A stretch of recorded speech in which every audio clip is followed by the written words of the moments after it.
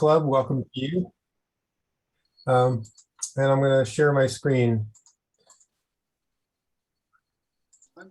and start my slides. Let's see, slideshow. Wait for it to start. Okay, well, here we go. Welcome to the NCCC meeting. And we usually, in person, pass around a microphone, introduce ourselves, and give our name and call sign, but it doesn't really work on Zoom.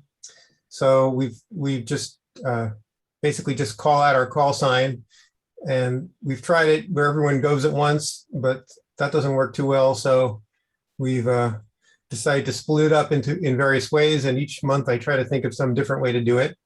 So this month I'm going to divide people up by their favorite November or December contest. If you don't have a favorite, just pick one. So here we go. Sweepstakes CW. KA6W, Ted. 6RO. Whiskey Uniform 6 Papa. KF6 NCX. Okay, JIDX phone. K3EST. There you go. I could count on you for that one. Sweepstakes phone. Whiskey 6, Foxtrot Bravo. N6 Whiskey Mike. Alpha Echo 6 Yankee. I don't really mean that, but I'm just trying to drum up support. Whiskey 6 Bravo Golf. Okay, how about CQWW CW? K2 Rubber Duck. K6 KR. Whoever's operating W7RN. Whiskey Echo 6 Zulu. Kilo 6 Kilo Mike. W6 RK. KI6NJW. ARL 160. Tango in Tennessee. K9 Yankee Charlie. Alpha Echo 6 Juliet Victor. Kilo 6 Echo India. How about ARL 10 meters? November 6 Echo Echo. W9KKN. K7 Fox Lima. WA2 FHF. K6 LRG. Whiskey 6 Delta Mike Whiskey. Okay, RAC Winter. I'm going to claim that one. WD6T. Norway Delta 2 Tango. NR60. November Whiskey 6 Papa. Wow. Okay, finally, those holding out for RIDI Roundup and WPX. Norway Alpha 6 Oscar. Charlie Oscar. WK6I at W7RN. Good. All right, that sounds November good. 6 Golf Echo Oscar. Okay, anybody else we lost on the way? November Whiskey 6 Papa. Oh, we got you, QSL. Great to see you, Tom.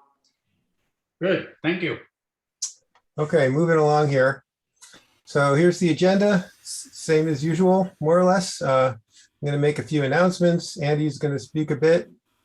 Bob I've asked him to do his very valuable monthly propagation forecast based on previous years for upcoming DX contests. And then, of course, our featured speaker is going to tell us all about 160 meters. There's his book, which I highly recommend. It's a great read. And moving along. So I wanted to announce the NAQP challenge, which has been going on for maybe 10 years or so. The three clubs have decided to put it on hold for 2022. And we'll revisit it and reevaluate it for the following year. Maybe there'll be some rule changes. We don't know yet.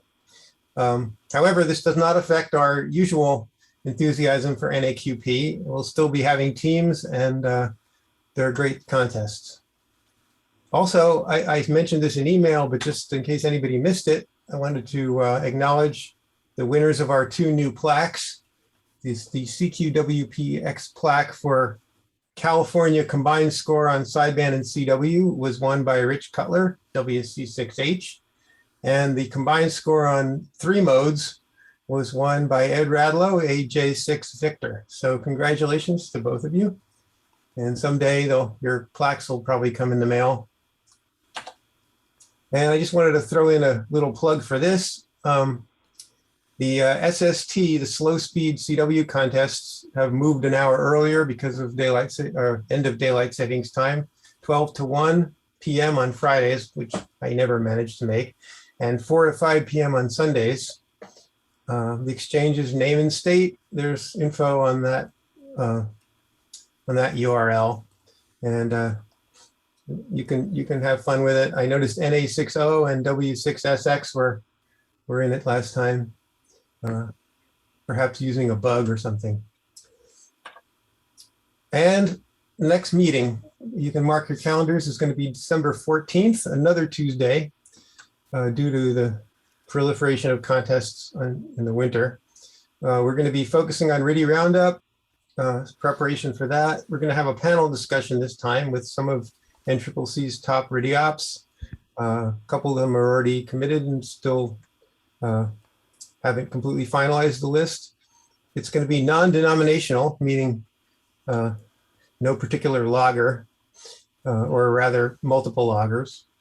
And we'll be going over from everything from basic recipes to secret sauce. And we really need you for RIDI Roundup, so please plan to show up. So now I'm going to turn it over to Andy. And Okay, sure. Thanks. just one second. Let me find my Zoom and stop sharing my screen, and then maybe you can if you have anything. Okay. Yeah, I don't have any slides this time. In honor of Jeff, I wanted to keep my presentation relatively short. But boy, are we in the middle of contest season. I mean, there were 2 weeks ago, or a week and a half ago was Sweepstakes CW, and there was a lot of local interest. It's not a focus contest for the club this year, but MLDXCC, PL259, a lot of club members who are unaffiliated with other clubs perhaps were on. Conditions were very good. And of course, next weekend is Sweepstakes Phone. Personally, I have kind of a love-hate relationship with Sweepstakes because, as we all know, it can get kind of dull on Saturdays, or excuse me, Sundays. Saturday's great, Sundays. But I'm going to make a full effort on Phone. Last year, my last mult was Victor Yankee 2 November Alpha, Jeff, on the high end of 20. I was absolutely delighted to work that one. Having heard her talk earlier in a pileup that I couldn't break, but at the very end, I got that call, and that was delightful. So can I ask if you folks are going to be on again? Well, it depends whether I can twist Miriam's arm. She got on, and it turned out I think she was the only station active from PEI. I know there'll be some other people on this time, Andy. Oh, good. Phone more so than CW, but we'll probably try and get on a little bit to make sure the multiplier is available. Okay, that would be delightful. Now that you're a mult, you have a certain obligation to activate that mult. Okay. So then the following weekend is Thanksgiving weekend is CQ Worldwide CW, which of course is a major contest we all know. And then coming up in December, the first couple of weeks is ARL 160, December 3rd to 5th, and ARL 10. Interestingly, last year, we actually as a club did very well in ARL 10, extremely well. And this is not expected from the West Coast, particularly when 10-meter conditions aren't good. 10-meter conditions were very good during the CQ Worldwide Sideband contest weekend, however, and perhaps Bob can enlighten us a bit on that. But if we get 10-meter conditions good again in December, this year it could be really a lot of fun. So in honor of Jeff, I want to have a little quiz about Canada, because I've always been confused about Canadian multipliers in contests. For example, in CQP, we have 8 Canadian multipliers, which I think is highly offensive to those we've lumped together. So here's the question: how many Canadian provinces and territories are there? Who knows the answer? Just shout it out if you know it. Somebody must know. 13. 13, right. Yeah, 13 sounds right. 13 is correct. There are 10 provinces and 3 territories. Now, which of the common contests that we participate in actually has the right 13 multipliers for those 13 provinces and territories?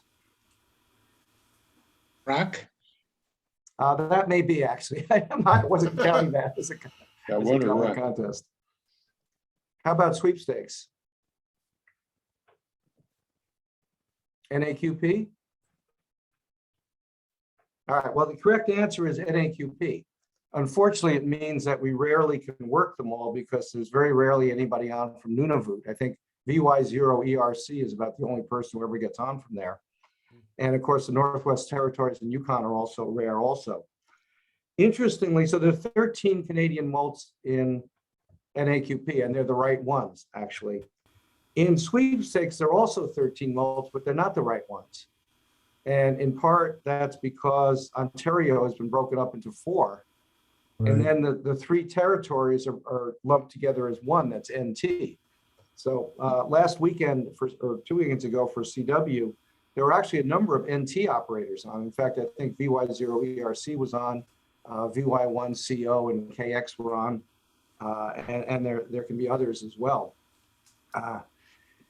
And of course, now PE is one of the multipliers, but there's also a maritime multiplier which incorrectly lumps Nova Scotia with Newfoundland, Labrador. Now, here's the question. Here's the bonus question. In the ARL DX contest, there are 14 Canadian mults. So if you're outside of US and Canada and you're working US and Canada, there are 14 mults. So how did they do that? Who knows the answer to that one? Oak Island. What? Oak Island. Oak Island? No, it's not Sable either. Well, the answer. Alberta. No, the answer is that in Canada, Newfoundland and Labrador are one province, but in ARRLDX, they're separated. So I guess it's VO1 and VO2 are separated as a mult. Anyway, I don't want to go on in that vein because I probably confused everybody, and it is completely confusing. For sweepstakes, though, there are 13 of them, and Jeff's little island is one of them. So here's a question. What is the only bilingual province in Canada? Quebec. Okay, any other guesses? BC. Any more? Brunswick. Well, I suppose all of them. Oh, Jeff, you cheated. New Brunswick is the only actual official bilingual province. Now, the whole country is bilingual in some official sense, but each province also has its own ability. Quebec is the official language is French, so it's not bilingual. New Brunswick is bilingual, and that's how I met Jeff, in fact. We have relatives who live in Moncton, New Brunswick, and they live on a francophone street in Moncton.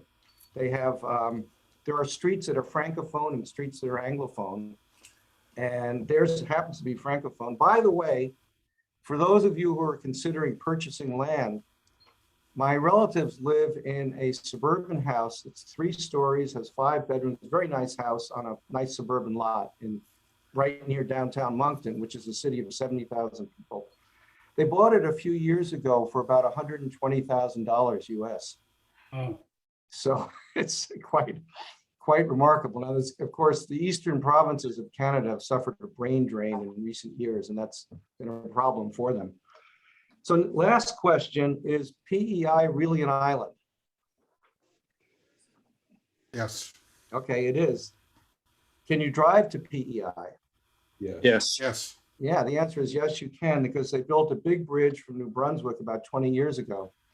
So a couple of years ago, I contacted Jeff when we were there. We drove over and had a delightful lunch with Jeff and Miriam in Charlottetown, I guess it was, the capital of PEI. We were going to go see the station, but it's a couple hours further east, and we never quite got to do that, sadly. I would have really liked to do that. I'm not sure my wife was quite as interested, but we did have a very nice time, and PEI seemed to be a very lovely place, and it seemed like if you wanted to buy land there, it would be a good thing to do. Anyway, with that introduction, I guess let me turn it over to you, Jeff. Thank you for the nice lunch a couple of years ago, and looking forward to hearing your presentation.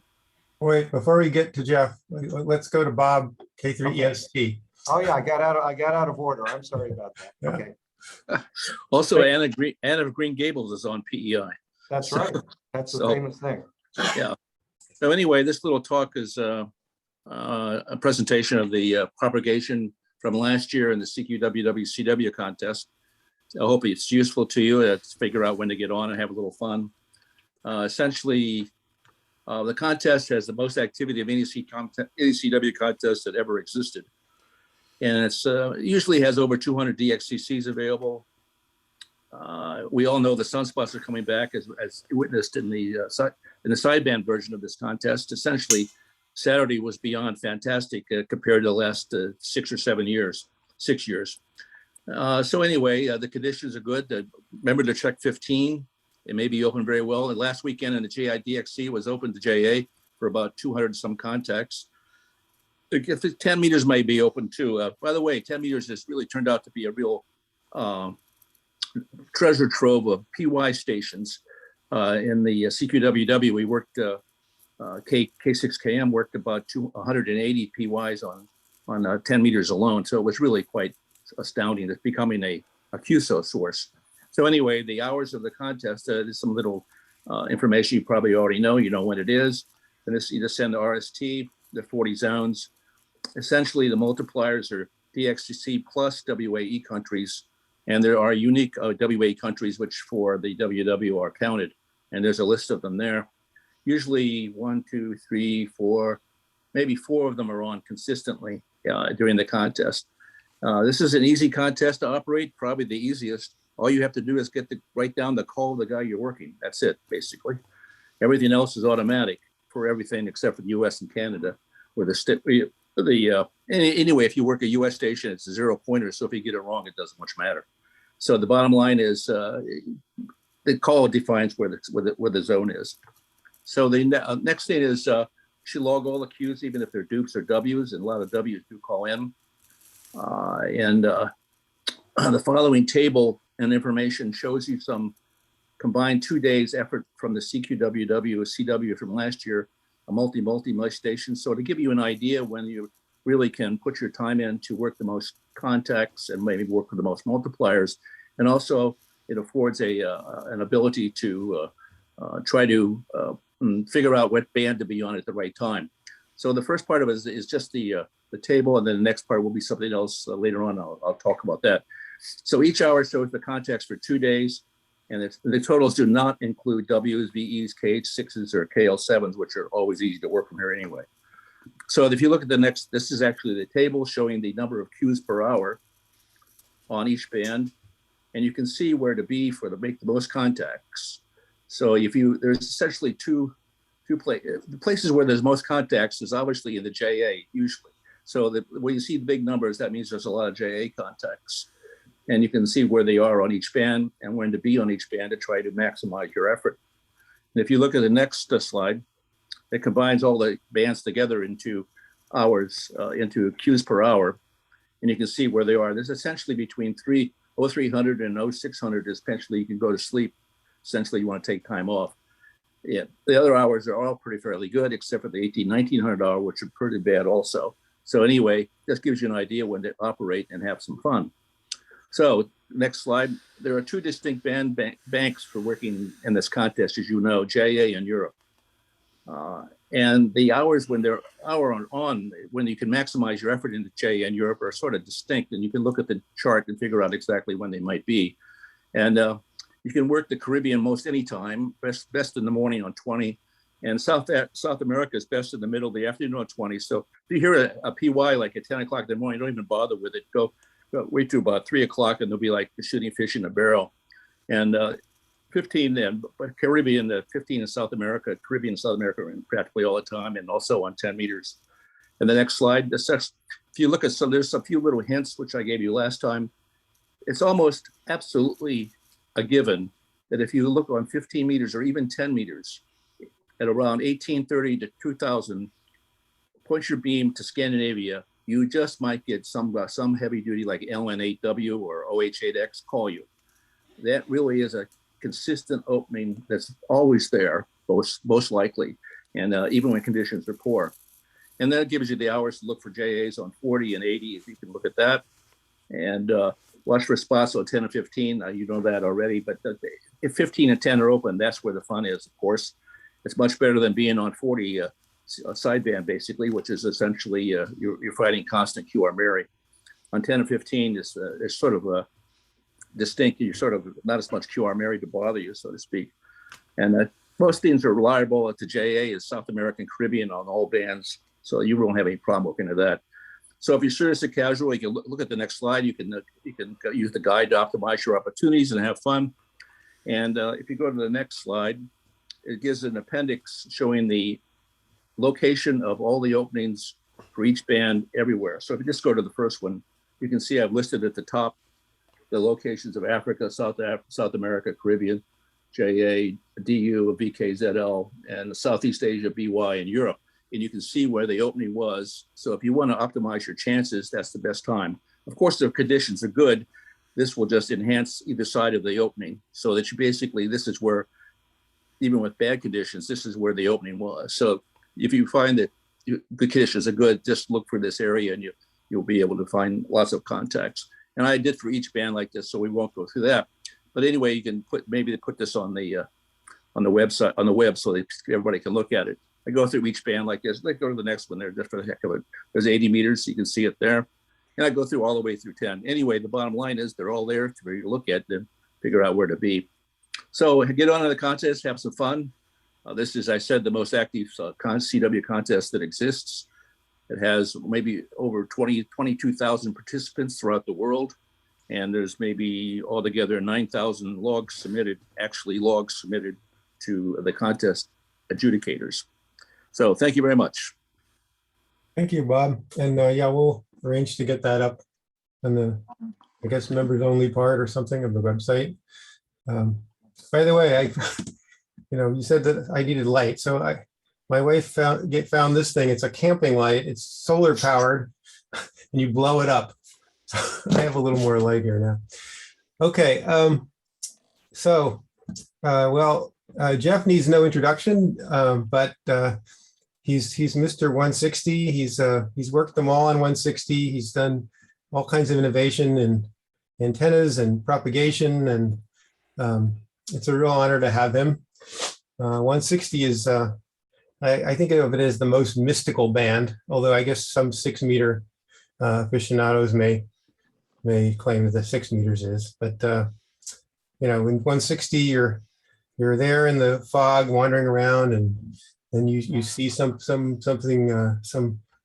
in the distance, and then it materializes and then disappears again, and it's that's my experience of it anyway. So without any more ado, I'm going to turn it over to Jeff, and you can go ahead and share your screen.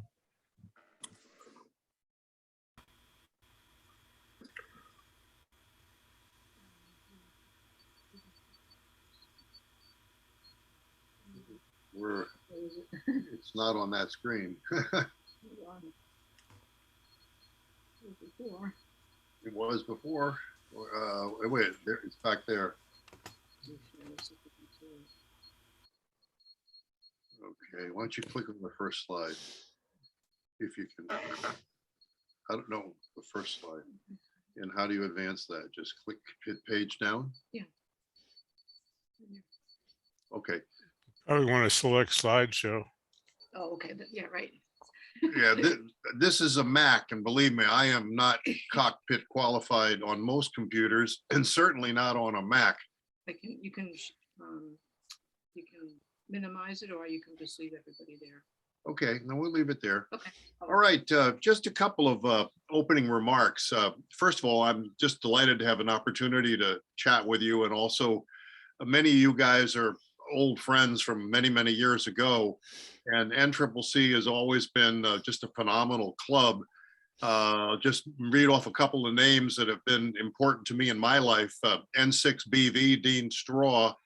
Without Dean, when he worked for the league, there would be no DXing on the edge, the thrill of 160 meters. So he was definitely my silent partner, if you will, in creating that. Everybody knows TV Bob. Bruce, N6TU, is an old friend. Bob Hill, who's no longer with us, W1ARR, used to edit the Contest Jug after he moved out from California. Bob Valio, W6RGG, N6 Kick Butt was an old friend. Rusty, of course, W60AT. Bob Huffman, when he was out there, WA1KID, now W6XR. And I got to tell you a quick Ken Keeler story. My first sweepstakes, when I decided with my mighty DX35 dipole and HQ 100 receiver, I got on in 1961. I decided I would get on. There were 2 weekends at the time. And I figured I'd just keep going until somebody had a number higher than me in my own section. Well, first weekend went okay. Second weekend, about 5 o'clock in the morning on Saturday night, I get a call from this guy, K2EIU. And I had to ask him for his report 3 times. And it was something like 964. I was sitting at a mighty 235 or something at the time. So I just turned off the radio. So that was my first experience running into Ken, who later was K2EIU Portable 5, WA6DKF, W6PAA, and now, of course, N6RO, NR60. So I've known him since the first time I ran across him in 1961. Okay, when I was asked to do this speech, I wasn't really sure what I should talk to you about. Because you can focus a 160 presentation on how to be successful as a DXer. You can also focus a presentation and talk about, strategies for contesting. So I kind of did a little bit of both with some antenna stuff thrown in. But as I looked it over and I talked about it with Dave, I wasn't sure really that it's going to be completely on target. So just before we get started, I would just like to ask you guys, just give me one thing that you showed up tonight that you were hoping to hear, and I'll make sure somewhere along the way I try and work it in with some comments. So if you guys would sound off and just tell me what you're most interested in hearing, if it's not in any of the prepared data, I can certainly try to remember to talk about it. So why don't we start with that, please? 160 receive antennas. Okay. Unusual propagation. I'm sorry, what was that one? Unusual propagation. Oh, okay, sure. Boy, there's a lot of that on 160. Anybody else? Diversity receive.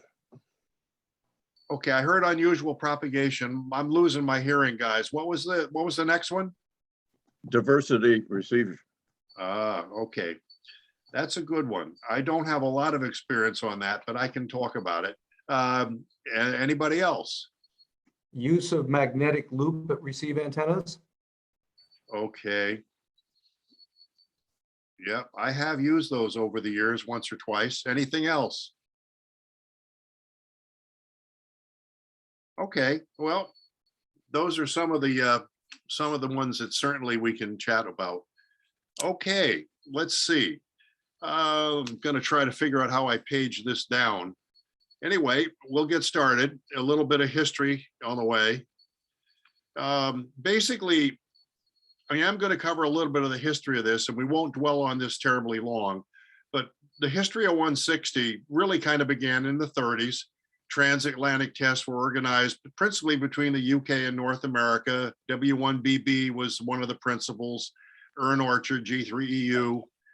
And 160 kind of shut down as World War II began. W1BB had probably worked 3 continents and about 9 or 10 countries at the time. So he was just making his start. And then, of course, the war started and 160 was pretty much shut down for a good almost 7 years. W1BB was very much involved in getting the FCC to reopen the band. There were many different segments. East Coast was in one slot, West Coast was in another. There were power limits in the daytime, power limits in the nighttime. If you lived in West Virginia, you could run a kilowatt at night, which was a great place to be. Most other places you could run maybe 500 watts in the day, 100 watts at night. Most of the eastern states operated at the low end. West Coast was up at the top of the band. Power limits were assigned almost by state and region. And there were, as I said, daytime and nighttime limits existed. Some really exciting DX began after World War II ended. VE1EA was one of Stu Perry's compatriots. He worked HZ1KE, which was a pretty exciting contact in 1948 or 9. W1BB worked him shortly thereafter. One of the original guys on 160 with DL1FF. You have to remember, many countries were not authorized on 160 for many years, actually. I think today Spain still has an allocation from 1830 to 1850. Others were W9PNE, W8GDQ, W1 DBM, Phil Rand. Remington Rand was very active for many years. Stu Perry got the first WAC. He also got the first 160 meter DXCC after many years of trying. Ralph Green, W1HGT, was shortly after. And what's interesting, there's no official DXCC number 4 at ARRL. Some publications may indicate that, but the fact of the matter is that KV4FZ and W8LRL share number 3. So number 5 is the next one, and that was Ernie Hemingway, K1PBW, who, if you are old like me and you remember VP2KC around 1979, Ernie put up the antennas for 160 and 80 down there. Kit flew him down there about 7 times before the contest to set that stuff up. And they had a phenomenal performance that year. They were S9 from ZL sunset until East Coast sunrise or Caribbean sunrise down at ZL that weekend. Okay, W1BB used his water tower inverted V. It's phenomenal location. He was involved in the civil defense activity up there just east of Boston. The top of the V was something like 225 feet high. He was certainly a standout signal on the band. K1PBW had a pair of phase verticals, so he was also a definite remarkable signal on the band. W8LRL likes a single 5/8 wave single radiator. RX antennas varied until almost by accident, CE0 showed up one night, and everybody started figuring out that a beverage, run down towards CE0 over land they owned or didn't own, was pretty good antenna during the CE0 activation. If you didn't have something like that, you didn't work it. W1BB was an amazing guy. I actually met him once, corresponded with him a number of times. He wrote to me when I was stationed in Germany, and he used to send airmail letters all over the world. I mean, you have to imagine this guy. There was no internet, there was no packet. Basically, he sat down in front of his radio and he made skeds. And the most amazing W1BB story, and this is actually a fact, because I heard this from the guy who was on the other side of it. Some guy went out to VR3 and he was going to get on at sunset and hang a wire off a lighthouse out there in the South Pacific. And he and Stuart had a sked. And so it was getting dark and it was about 200 steps to get up to the top of the lighthouse. So he went down to the car and he lugged up the transceiver, and he didn't have time to go back and get the amplifier as the sun was setting on the horizon. So he turned on the radio. He was running about 100 watts. He basically went CQ, VR30, VR30K, and through the headphones, instantly he heard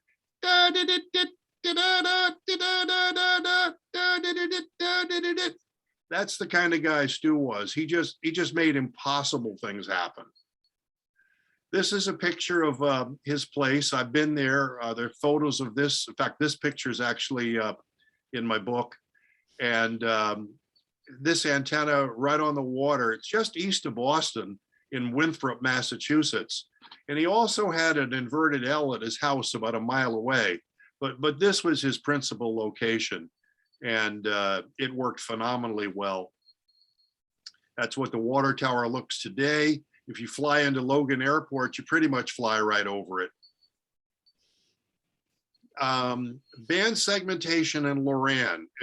If you're a newcomer to ham radio, you probably don't even know what Loran is, but it was a radio location navigation system with very high powered transmitters in several locations on 160. And if you were anywhere near one of those Loran transmitters, you couldn't hear N6RO if you were sitting in a car parked in his driveway. Most DXing had to be work split. US stations in those days congregated between 1800 and 1803, would listen typically between 1825 and 1830. There was something called the DX window at the time, and it was useful. If you wanted to work Nosy, KH6IJ, or Jack Wheeler, KH6CHC, later CC, you transmit, they transmitted up around 1995 and listen at the low end. And that was usually your zone 31 and your only Pacific contact. There used to be an SSB at DX net each night around 1832, no, around 1812 actually. And PA0HIP, who's now active from the Philippines, although he's about as old as I am now, Willem, Harry, EI8H, and G's were regulars. We all used to get down there on sideband and chat each night. Of course, nobody really does too much phone on 1812 anymore. Anyway, a little bit of history about Miriam and me. Miriam, who also holds a US extra class license, which is pretty good for a gal with absolutely no ham radio background, and VY2NA, which is Canadian Advanced Amateur. So my hat's off to her. She got a 96 on the Canadian Advanced. I got an 88, so that'll tell you something. Anyway, we moved to the Hudson Valley in 1983, and I had already made WAC on 160 from W1ZM. It was impossible to work JA at the time due to Loran, because Loran station was right next to the JA window at 07.5 to 12.5. So I got a cheap Asia and ZC4IO, but I was delighted to make WAC from W1ZM. Back in New York, my transmit antenna was an inverted V at 130 feet and some short beverage antennas. I found that working DX split was not very efficient on 160. And so I don't know where I was responsible for this or not, but I think in large measure I may have been, because I convinced others to do it. It was crazy to transmit on 1803 and listen in the window. So I just started working DX simplex on 1832. And most guys eventually sort of caught on. And today, very little activity except for expeditions where they ask you to listen 5 up or something like that. Most DX today on 160 is work simplex. Guys used to say, oh, you need the window to work DX. I mean, gosh, you know, that's nonsense. The only thing you need to do to work DX on 160 is have a clear frequency. That's it. Okay, transmit antennas. And I recognize the West Coast with small size properties, expensive properties, some of the most expensive real estate in the US. I mean, I know what you're dealing with out there. So some of this is not going to be applicable to a guy with a half-acre lot, but there are solutions for that. But verticals, preferably in combination, are without question the best antennas on 160. You can still work a DXCC like K1MEM, Jim Dion, who's now passed away. He worked 250 countries using a 60-foot high inverted V, but of course he was in Eastern Massachusetts. An inverted L will work a DXCC even today if you focus on the 160 contests and ARRL DX and CQ Worldwide and just keep at it. You can work a DXCC certainly from the East Coast in a single season. It'll probably take you a lot longer than that from out where you guys are. Sadly, you guys know you operate at a terrible disadvantage on 160, with the possible exception of Bob March, N7UA, who just crushes 160. He's actually won the CQ 160 contest twice from the US, from the state of Washington. So my hat's off to Bob. When he's on, he just makes things happen. He's out there somewhere on one of the islands, I think slightly west of Seattle last time I talked. And he and I used to sked each other from A61AJ. That was the year before before Bob and I were over there together in 91, I guess. Anyway, Bob would come in on the long path every day with a 589 signal over at A61. So he is one of the exceptions to the rule. A single vertical is a very good antenna on 160. It does not have to be full sized. I'll give you a couple examples. Here on Cape Cod, my wife and I used to have another home about 7 miles to the north of here, up in Eastham. And it was a half-acre lot. Towers were prohibited, but I put up 50 feet of Roan 25 with a house bracket on the half-acre lot. I couldn't get any radials in the direction of the house because, of course, the house was there. And I put a TV antenna, about a medium fringe size antenna, so I could get Boston and Rhode Island, Providence. And a couple of people came over and said, "What's that?" I said, "Oh, this is my TV antenna. The guys at Radio Shack said this is just what I need to get Boston and Providence." And so they kind of went away, didn't say too much. And so basically the TV antenna was my top loading. I put about 300 radials underneath it. Most of them were in the semicircle that went toward Europe and to Africa and sort of to the south. I didn't have much of the ability to go through the house, but I wrapped around the house as best I could. So there was probably a 100-degree arc where there were no radials, but I made up for it with about 250 more going in the other direction. And the radials were just number 18 stranded, came off a 2,000-foot spool that I got at Barry Electronics in New York City. And radial wire doesn't really have to be expensive. Number 18 stranded or number 20 stranded is fine. Anyway, a 60-foot tower with top loading and a good radial system works very, very well. I'll give you my best example of this. If you've got a 60 or a 70-foot tower, and if you've got a tri-bander at the top and a shorty 40 underneath it, down say 10 feet, and if you run a 3-wire cage feed system, there'll be a picture of this coming up in a second. You run a 3-wire cage system up and down the tower in a triangular sort of a shape supported by tomato poles every 15 feet or so. If you tap the top of the 3 wires together with a hose clamp near the top of the tower and the bottom of the tower, you can either run it through a series gamma or an omega capacitor to ground. You can principally get that SWR down to 1-to-1 on 1825. You probably get 50 kc of bandwidth either side, and it'll be a phenomenal transmit antenna. So I had 50-foot tower with a TV antenna, and not only did I run the 3-wire cage up one side, I used that to feed 80. On the other face of the tower, I used 4 tomato poles, and I ran up with a separate matching system and inverted L for 160. It went up 50 feet, it wrapped around several trees and ended literally at a telephone pole right at the street.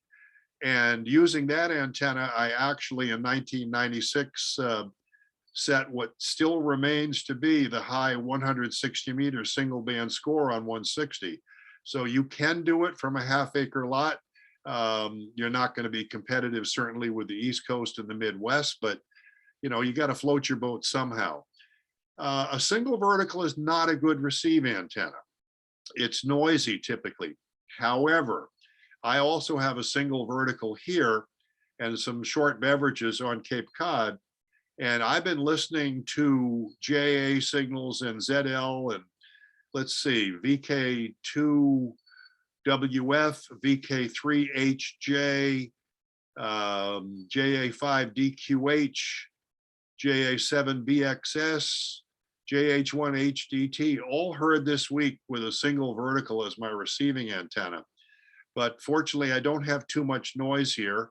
And those guys, of course, have pretty damn good signals coming out of Japan. But anyway, verticals in combination, different story. Even 2 verticals can be an excellent receiving antenna because what you get is some degree of cancellation in other directions, depending on where your noise is coming from. But a 4-square antenna or a broadside end fire array like what I'm using up on PEI is a phenomenal receiving antenna.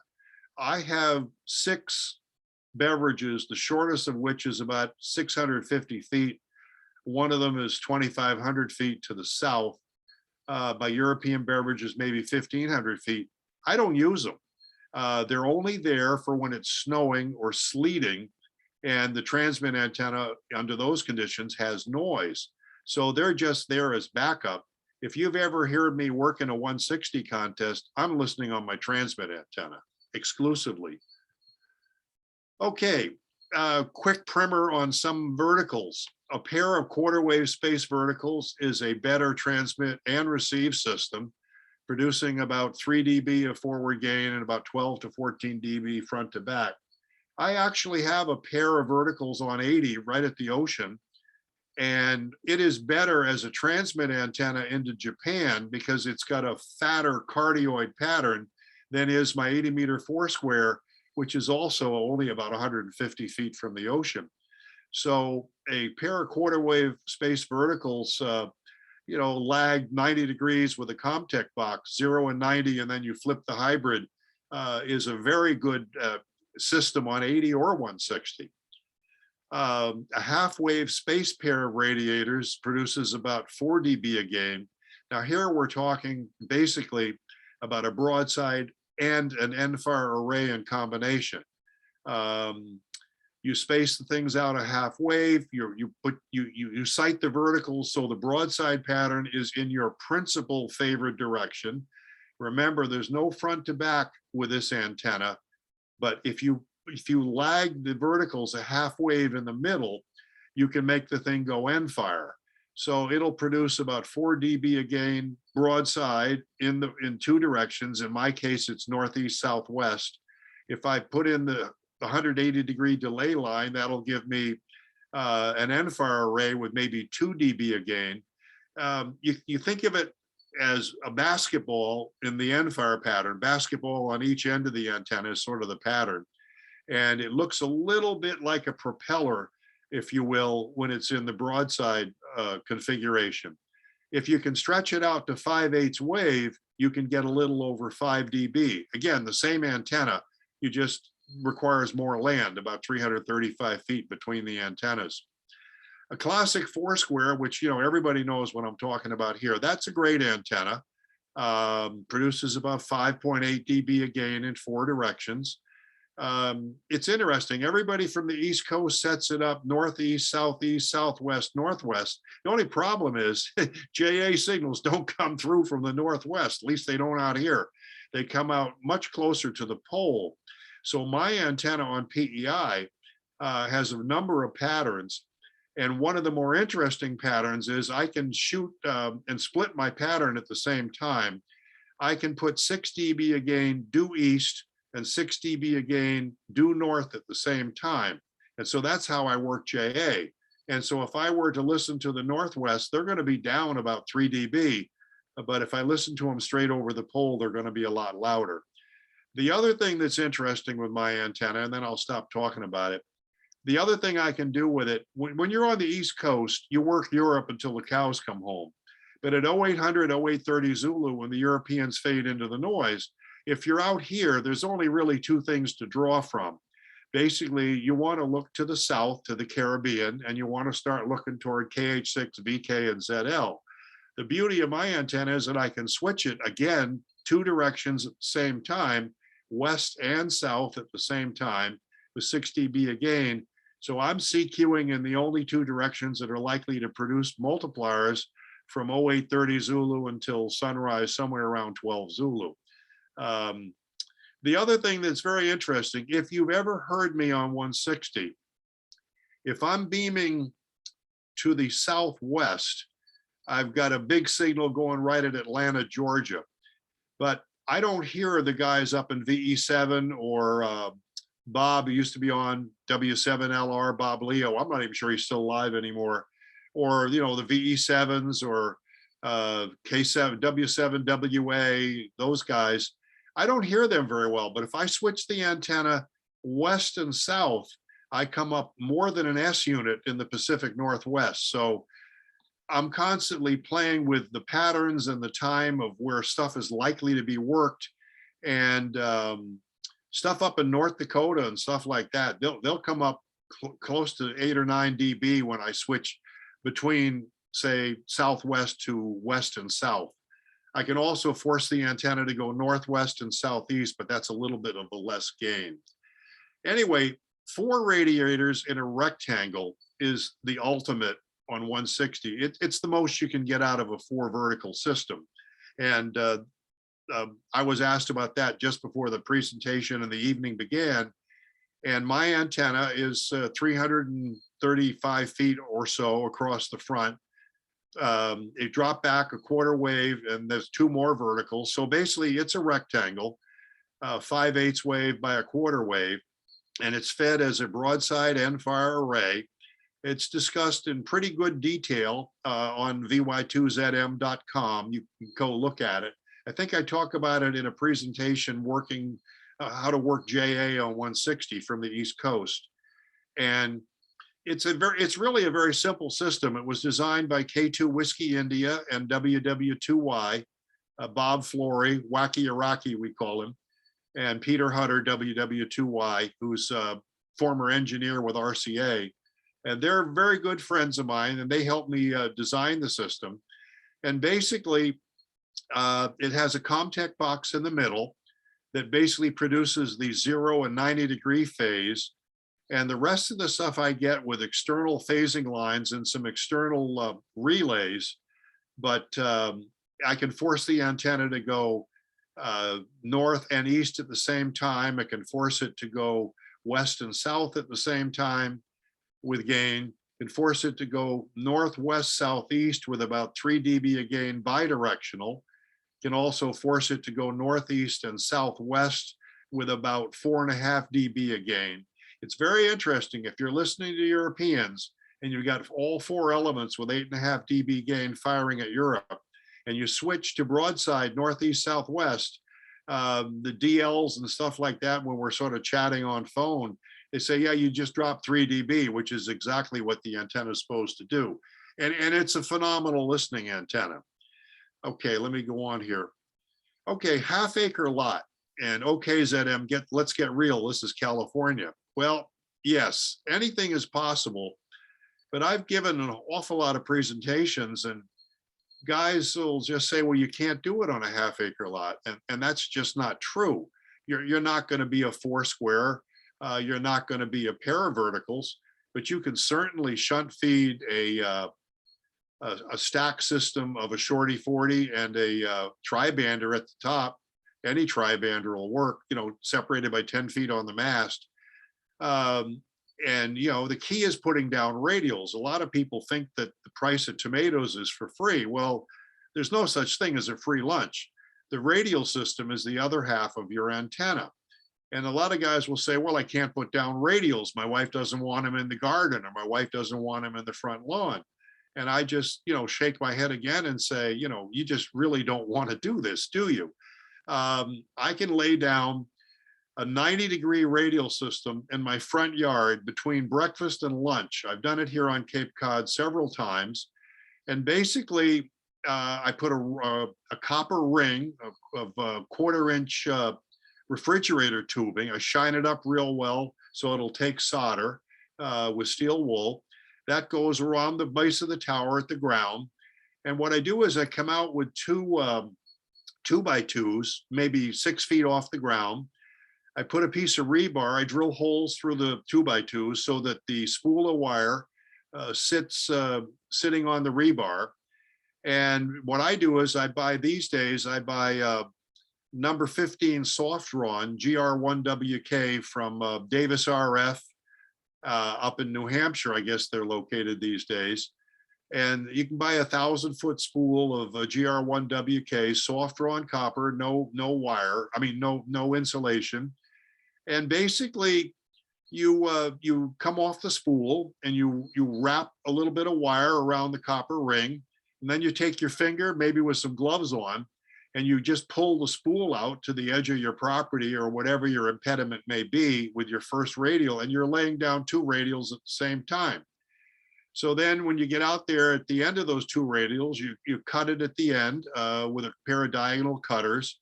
You have choices to tie it to any foliage that's right there at ground level. But the key to making it work is you go to the hardware store and you get yourself a bunch of 4-inch long, pretty good sized nails, or you can go out and you can buy these U's that you can put into the ground to hold the thing down. But all I do is I come out from the radial ring and I wrap the wire around the head of the nail several times, hit it into the ground or push it in the ground with a hammer. And then every 15 feet or so, you put down another nail. So for the next several months, until you clip your grass a few times, you got to be careful. You don't walk out there and play football in the front yard the next day. But within 6 months, the radials are hidden. My guy comes in with his commercial lawnmower. He cuts the lawn, and the radials have been down there since 1997. And again, between breakfast and lunch, I put down a radial system here on the lot I'm on right now on Cape Cod. It's only 1.5 acres, but only 3/4 of an acre of it are actually usable. The rest of it is conservation wetland that I really can't put anything down into. But that's how you do radials. Now, again, I'm a very opinionated person. I get in trouble sometimes for some of the things I say, but I read ON4UN's book, and people talk about putting 2 elevated radials, on each element of a 4-square, and they actually expect that that's going to work.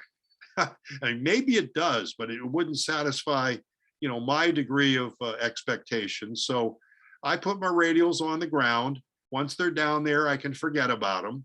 I don't have to worry about tripping over them if I go out there and want to try and cut my grass, or get hung up on them when I try and, walk the property. So I'm a big fan of there's no such thing as a free lunch. Take the pain to get the gain, put the radials down. Anyway, 36 are minimum, 66 is better. If you want to go crazy, you can put down 128. But the difference between 66 and 128 is very, very small. Okay, RX antennas. This is the trickiest thing from anywhere. I mean, I suffer here because I have no reasonable run of property to Europe from this location, not without trying to string something over somebody else's land. And out here on Cape Cod, boy, you do that, you get in trouble big town. I mean, they'll send the police cars out to your front lawn for trespassing with wire on somebody's property. So anyway, I've had to do a lot of experimentation. I do have 2 directions where I can have 850-foot beverages. The best I can do is about 400 feet in another direction, but it's not enough. So I have to supplement this. So my best receiving antenna right now here on Cape Cod, at the extreme rear of the property, I have a pennant antenna, which was championed by K6SE, Earl Cunningham, when he was alive, W5RTQ. Anyway, the pennant antenna is a very simple antenna. You can find it on any of the Google web pages. There are lots of designs, but my pennant antenna is basically strung from one pitch pine tree as high as I could get it off the ground with a ladder. The vertical side is oriented toward Europe. The 2 other parts of the triangle go down to the terminator in the other direction to keep the thing basically opposite of Europe. So the sloping side of the pennant is southwest. The vertical members are right next to the tree.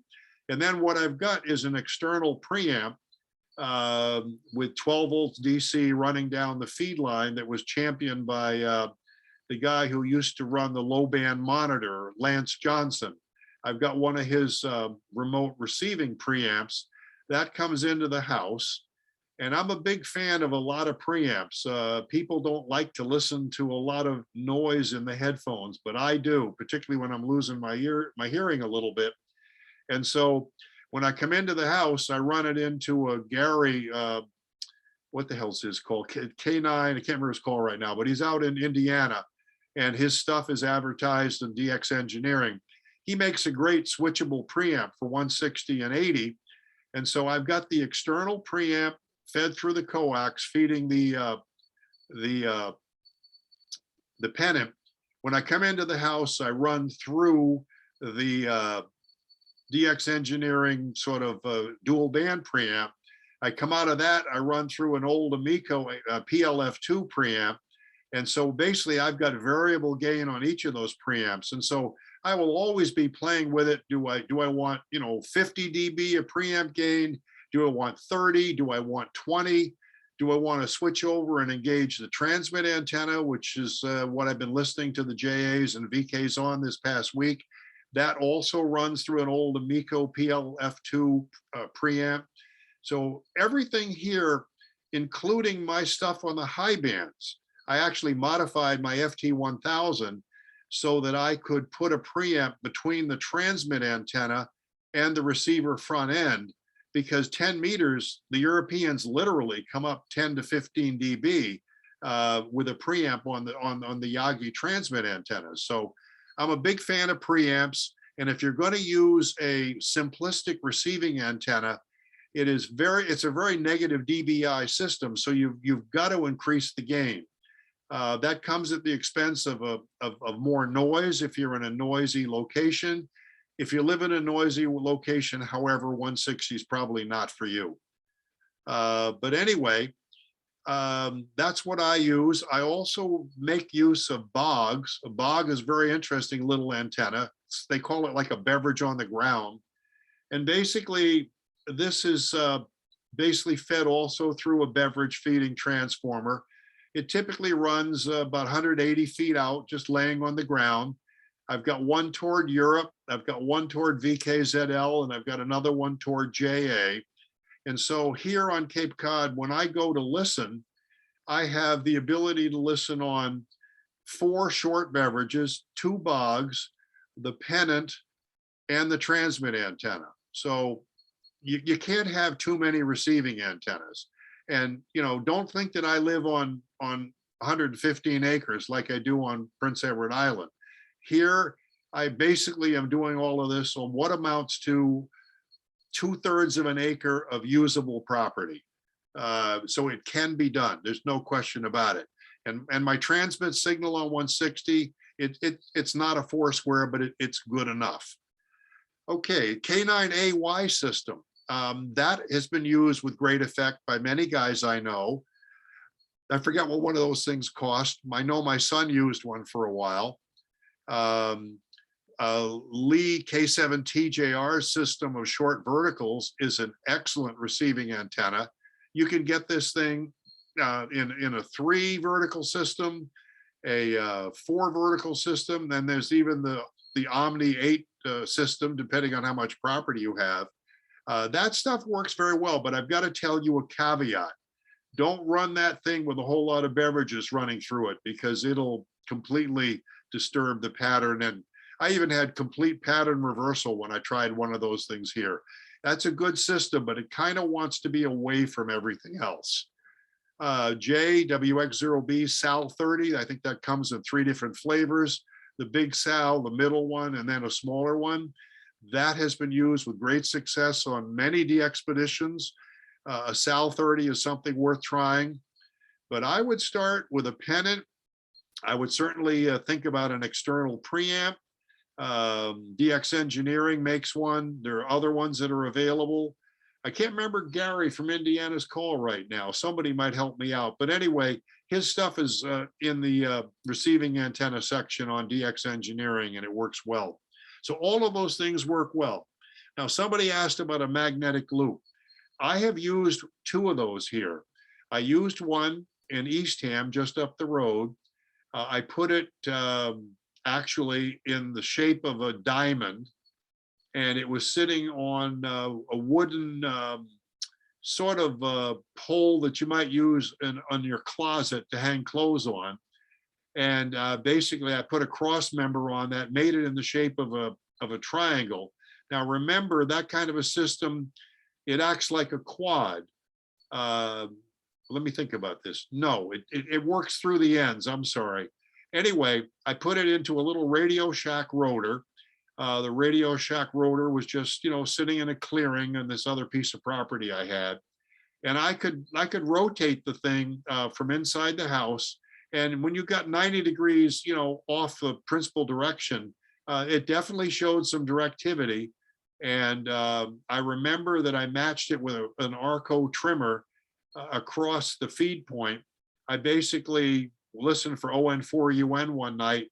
I put the walkie-talkie on with a rubber band holding the thing in transmit, so I could listen to ON4UN. And I went out there, you know, on the other end of the walkie-talkie, and I basically peaked up the Arco trimmer until I knew I had the thing matched as best it could go. And an Arco trimmer is basically just a small trimmer capacitor.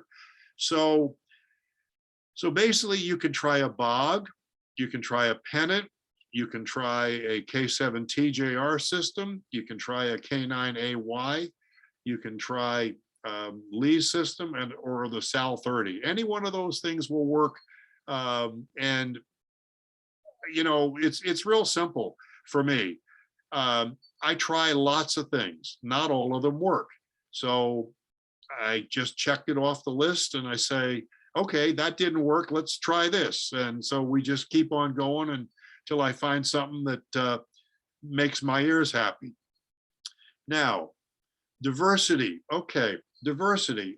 If you're a K3 user, this is something you probably know all about. My son had a K3 and he would listen on a variety of different antennas. One would be his transmit antenna and another one would be some sort of a beverage.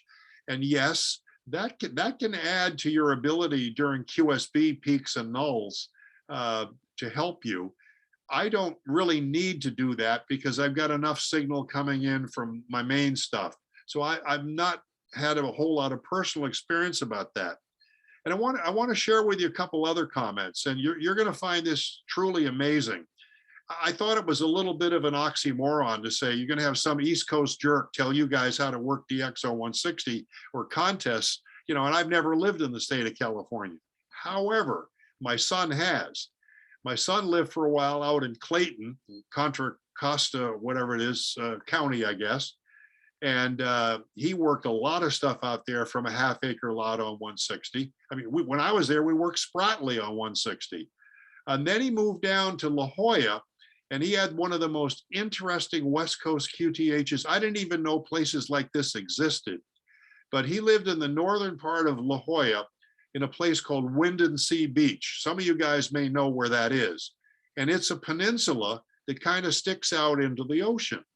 And he didn't live right at the end of it. The end of it was about 700 feet down the road where the beach was from his home. And his property was, to call it 1/8 of an acre, I would be very charitable. And he had one palm tree that was 35 feet high.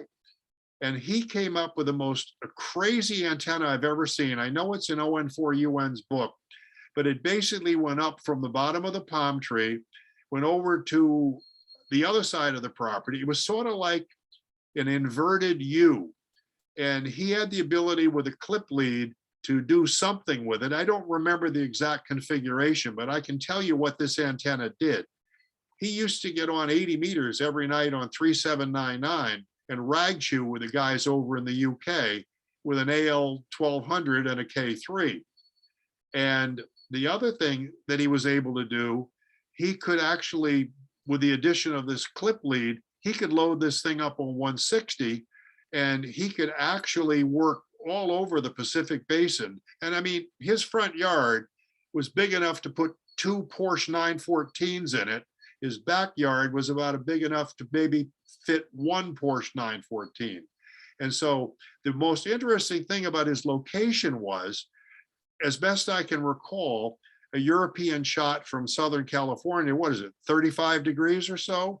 He actually had a saltwater shot to Europe, looking back up the peninsula over the water. And so he basically had a water shot from Europe over to JA, into the Pacific Basin, all the way into South America and XE before he ran over land again. It was the most amazing West Coast QTH. And he literally, if this was a half-acre lot, it was a lot. Then you may know him these days. His call sign is KK6ZM. He lives up in Long Beach, Washington. He's just above the Columbia River. He's got a little bit more property there. And he's very, very competitive, although he says that Northern Washington or what Southern Washington is a tremendous difference from Southern California, but he's done very, very well from 3 acres of property, literally fronting right on the Pacific Ocean. So my son, if you hear him on the air and you want to talk 160, ask him what he used down in La Jolla, because he was phenomenally successful on what I would call a postage stamp piece of land. Okay, I mentioned this earlier, and maybe a picture's worth 1,000 words. This is a picture of my transmit antenna up in Eastham with the 3-wire cage. There's a couple ways you can feed this. You tie the 3 wires together at the top underneath the hose clamp. You offset the wires with some sort of tomato poles or something. You tie them together at the bottom. You can see the radial system and the 50 ohm feed. And you can try a series gamma capacitor. I would recommend a vacuum if you want to run a KW. I recommend at least 5,000 working volts DC. 7,500 might be better. 750 puff ought to be enough. I think 500 is probably a little too small. And you can also try it with an omega cap, 150 ohms to ground.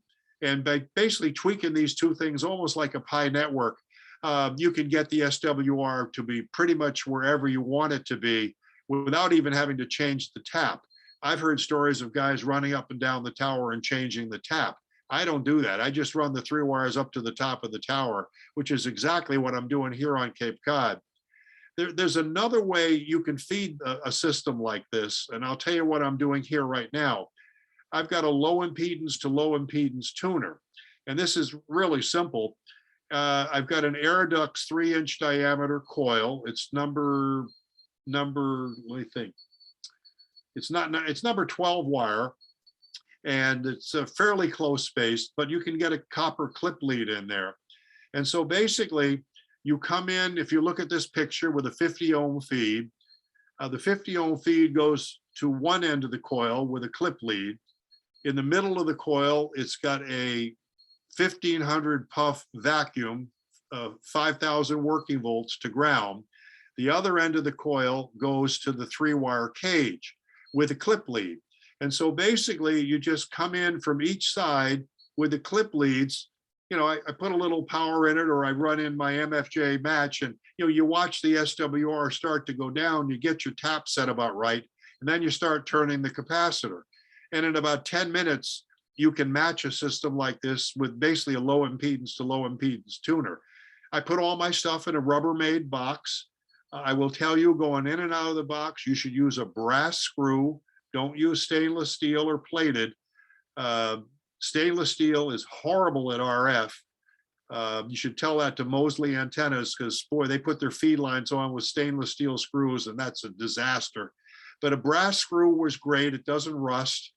And so basically I go in and out of the Rubbermaid box. You can seal it. This is the roughneck box, so it doesn't break down with UV right away. And so all my stuff is weatherproof like that. If you want to go a little bit extra crazy, you could get some thick 3 mil Mylar type plastic, put it over it with a couple of bricks on top of it, and you can keep the water out of the feed system. Couple other tips about an inverted L.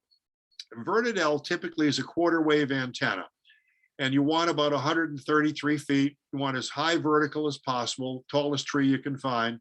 I wouldn't put one right next to a tower. If you do, try and get about 6 feet off the tower. You may get some shadowing through the tower, but they work great hung from a tree. Anyway, the typical way to do it is you start with 136 feet, you start trimming it, pull it back up in the air until you start to get to, say, 1825 or where you want to be. However, usually, even with a proper radial system, you're going to wind up with something like a 2-to-1 SWR. And that's because as you add radials, the radiation efficiency of the antenna starts to improve. And so the SWR unfortunately starts to go up. There's a couple tricks with this. You can go to Amazon, or you can go to Bymark Associates, and you can buy a 2-to-1 Unin, 50 ohms in, 22 ohms, 25 ohms coming out the other side.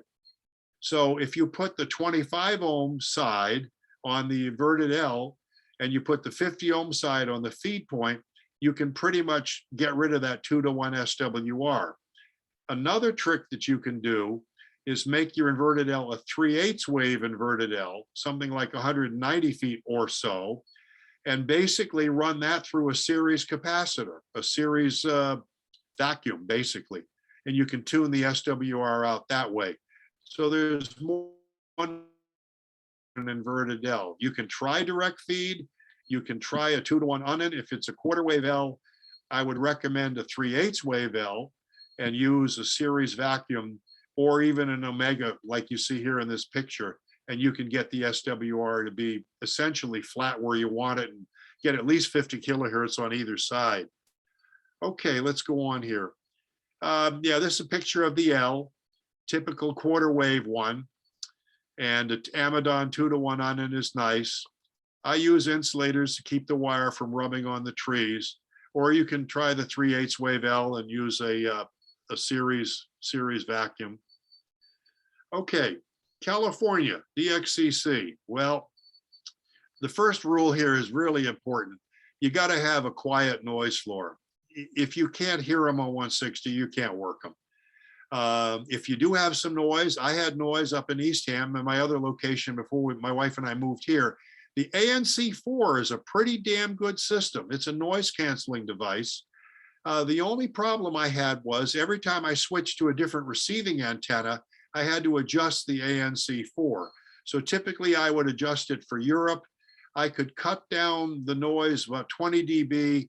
It took a little bit of signal with it, but with the preamp gain that I had, it was not material. So that's about the only way that I know effectively to deal with noise. Either that, or you call, Cal Electric or whatever, Pack Electric, whatever it's called out there, and pray that they'll actually show up. You want to focus on sunrise and sunset periods, of course. You want to be sure to work the major DX contests if you want to boost the DXCC total quickly. And the other thing about 160 is listen, listen, listen, and don't call until you can actually hear the station. K5RK and a lot of guys I know, W5IZ, those guys, W5ZN, Joel, they call on QSB peaks, a couple of short calls and then listen. And they work a lot of stuff that way. One thing though, as a guy on the expedition side, when I was at Spratley, and then a couple of years ago when we were at Brunei, guys would call us with one call after a CQ, and it was just maddening. They just go away. And then they call one time on the next CQ. And when you're sitting out there, literally listening at signals that are 229, you got to keep calling and send your call sign over and over and over, because each time you cycle through, we'll get a piece of the call or maybe the end of the call. And sometimes it'll take several minutes to put it all together. The guys who knew how to do this right were the guys who got into my log from V84 SAA. And we worked 4,500 stations on 160, many of whom were in North America. Not too many East Coast, but the guys who did it right were the guys who got in the log. Also, K1LZ is a great friend of mine. He goes on 160 calling CQ at 35 words a minute. I told him this last weekend in CQ Worldwide, we were warming up on CW, working the KL7 on 160. I told him, Crossy, you're a great operator, but you're sending way too fast for 160 meters. Slow down to 17 words a minute. This guy's a new hand and you'll actually work him. So slow sending speed around 17 words a minute is probably good if you're trying to work DX. In a contest, of course, you got to send faster than that. Okay, now FT8, boy, oh boy, FT8, ain't it great? FT8, don't I hate FT8? FT8 has absolutely changed the world. If you listen on 80 meters here or 160 each evening, all of the DX is on 1840. There's almost nobody on CW out here anymore. There are two guys who show up on 160 every night, OK1CF and DL8 LAS. That's it. There's nothing else. And so you don't even have to tune your radio anymore if you want to work DXCC on 160. If you can stand FT8, I have to use it on 6 meters, but I hate it. But I have to because that's where the DX is during E season. You just sit on 1840, you don't even have to tune and watch your screen. It is a game changer because you can work signals that are 25 dB below the noise floor. It is a game changer. And if you want to work DXCC and you want to hold your nose and you don't care how you got it, you will find you can work. I mean, this morning, FK8CP was on FT8. Tony was on 3D2, what's this called? 3D2AG, I think. The VKs, the JAs, everybody's on FT8 now.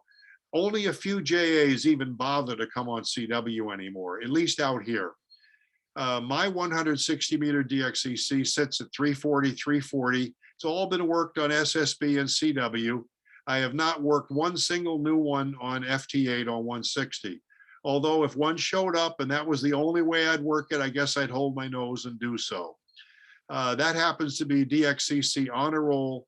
Only W8 LRL and I have managed to do that on 160 only. So I've got 8 to go on 160. 4 of them I'll never work. North Korea,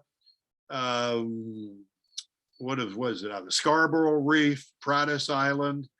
Those are 3 that are impossible. Looks like Crozet is going to come up. Looks like Robert Sugar 5-3 radio is going to show up from 9 November, which I need. So I'll get a few more, but there's some that I'll just never get to work. But anyway, FT8 is like shooting fish in a barrel. It does work if that's your pleasure. And I'm not knocking FT8. It's a technological marvel. And it has changed DXing for guys like Chip Margelli on 6 meters. He loves it from out there on 5313. He can work Europeans that he couldn't even dream of working on 6 meters before. So it has its benefits, but to me, it's not quite real ham radio. Okay, there's several tools available to help you. And of course, unless you're a multi, like N6RO, this may not be for you.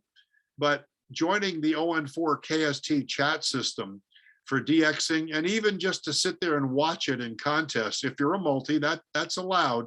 I wouldn't set up skeds over ON4 KST in a contest. That's a no-no, just like spotting yourself on packet. But you can look at it to see what's going on. I also will say the RBN system, just phenomenal. I'll tune my receiver on 6 meters. I don't hear anything. I go to the RBN system and there's all kinds of DX that's being heard. And I'll just go and sit and listen on those frequencies for a while. And son of a gun, signal pops out of the noise that I missed as I was tuning up and down the band. So the RBN system finds CWDX on 160 much faster than I could ever hope to. DX Summit or general internet packet systems are also very useful. I would use the DX alerting system if you have it on your cluster. I happen to use the old DX Telnet system as one of my resources, and I'll put in a call sign like, let's just say 9 November. Well, if I'm sitting up in the kitchen and a 9 November is spotted on any band, goes, I come running downstairs to see what it is. So the stuff that I still need or really want to work, like a major DXpedition, if I need it on a given band, I'll just put it into the Telnet spotting system and let the thing call out with the volume high enough that I can hear it up in the kitchen. The other thing about ON4 KST is make skeds on chat. Every morning I'll get on there and I'll say, Adrian, VK2WF, are you here? I can see he's logged in, but I don't know if he's actually sitting at the screen. And he'll come back and say, yeah, Jeff, good morning. What's going on? I say, you want to go to 1818.5? Let's see if I can work you. Or a VK3HJ, or Tony, VK2, 3D2AG. If I see him, he's on FT8, I'll ask him to come down to CW. And if he's not too busy, he will. So if you're not a member of ON4 KST chat, I would highly recommend it. There's a low band chat, there's a 6 meter chat, there's a European 6 meter chat. Anyway, you got to use these systems if you're trying to build up your DXCC total from California. W3UR's daily DX can be also very useful to if you don't know about something that's scheduled to happen. Establish local buddy teams to help. In the years ago, K2EK and I, we'd call each other up on the phone when something new showed up. That isn't quite as necessary as what it once was in the mid 80s, but it always pays to have friends who are willing to give you a heads up if you need one. Okay, some simple propagation notes. 160 usually has a bump at West Coast sunrise. There'll also be a bump at European sunrise. Doesn't always occur. 160 is toast usually within 10 to 15 minutes after sunrise, although this week the JAs were in for 18 minutes or so after my sunrise. I was quite surprised. In fact, JA7 BXS, I would say at the moment, he's got the best signal out here, but HDT is close and JA5 DQH is right on his butt. But BXS was in for 20 minutes after my sunrise a couple of days ago. If A is 0 and K is 0, you want to be on 160, particularly if it's been for several days. Winter, of course, is best. Just before an incoming solar flare is a good time to be on 160. Now, a flare hit today and the JAs disappeared. They were in Saturday, Sunday, and Monday. They weren't there today because a flare hit. After the flare sets in, it's time to go golf or you go snorkeling or scuba diving. Okay, some DX contest operating tips. Europe is almost impossible from W6 unless you're N7 UA, but the Pac Basin, the Caribbean are those are your easy shots. I'm sure N6RO knows that in spades, and you can work CT3, you can work the Azores, you can work Delta 4. They can usually hear the West Coast. My son, when he was down in La Jolla, he will work 25 countries on 160 meter sideband using this crazy U on the postage size lot. So, it was basically a 50 by 50 foot lot. I mean, and even there, I'm being generous. So it can be done. You may want to talk to Patrick if you hear him on the air and just ask him a little bit about his experience. I'm sure he'd be proud to tell you about it. If you want to go assisted, if you prefer knowing where the DX is instead of looking for it, that's one option. It ain't easy to be sure, but persistence helps. Now, what's the real deal? I already told you about FT8. It's like watching paint dry, but there's almost no CW on 160. The CW contests bring the band alive again. I will say that, but the migration to FT8 has just been incredible. I saw something the other day, something like 70% of all packet spots are on FT8. That's not good. One day the FCC might actually wake up and say, you guys don't need 50 to 54 megs on 6 meters. We'll just let you sit and have 50.313. Sounds scary, and I hope it never happens. But if we don't use these frequencies, somebody else may one day figure that out and want to try and steal them from us. Yeah. Hey, Jeff, I want an alternate view of FT8 and the CW bands. The real killer nowadays is noise.